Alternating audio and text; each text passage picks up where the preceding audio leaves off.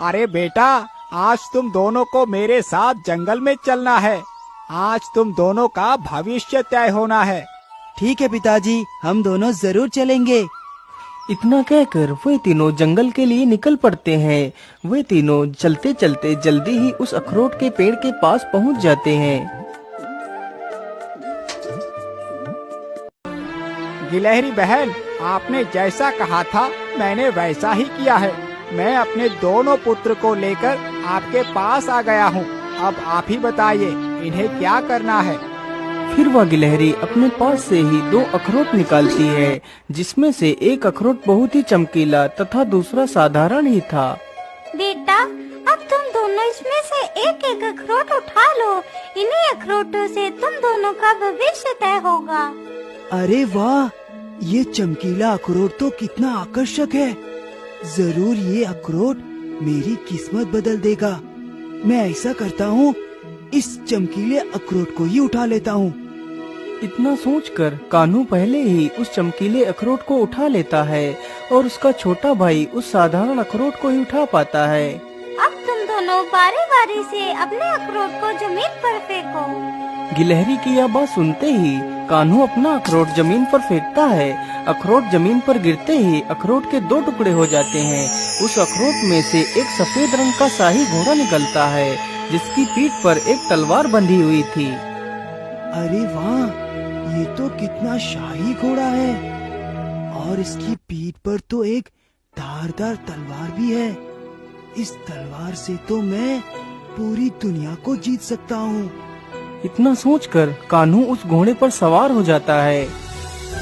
पिताजी, आप दोनों घर वापस आ जाना, मैं चलता हूँ। फिर कान्हू अपना घोड़ा लेकर वहाँ से चला जाता है। उसके बाद प्रेम भी अपना अखरोट जमीन पर फेंकता है तो उसके अखरोट से एक चमकीला पत्थर निकलता है। बेटा, तुम इस पत्थर को अपने पास ही रखना। इस पत्थर से तुम किसी भी मृत जीव को जीवित कर सकते हो। इसके बाद वे दोनों वापस अपने घर के लिए चले जाते हैं। लेकिन पिताजी, भैया अभी तक घर वापस क्यों नहीं आए?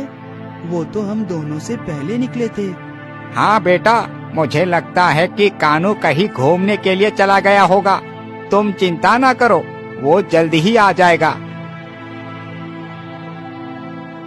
पिताजी, अब तो रात हो गई है। अब तक तो भैया को आ जाना चाहिए था।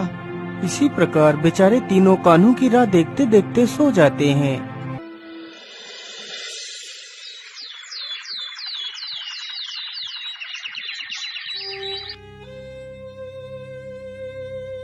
अजी, कहीं हमारा बेटा किसी मुसीबत में तो नहीं फंस गया?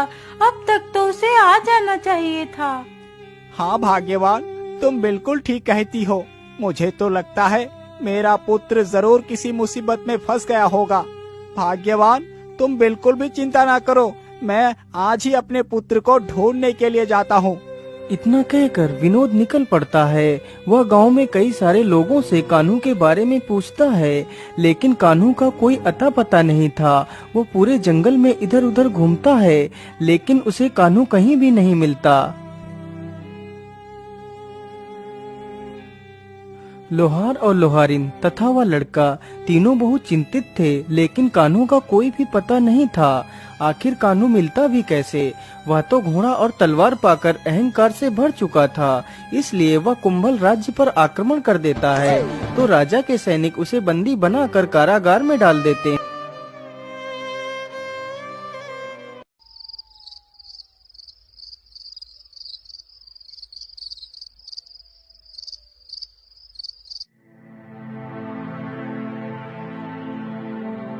महाराज, हमारी पुत्री तो विवाह की योग्य हो चुकी है, इसलिए हमें अपने पुत्री के लिए योग्य वर ढूंढना चाहिए।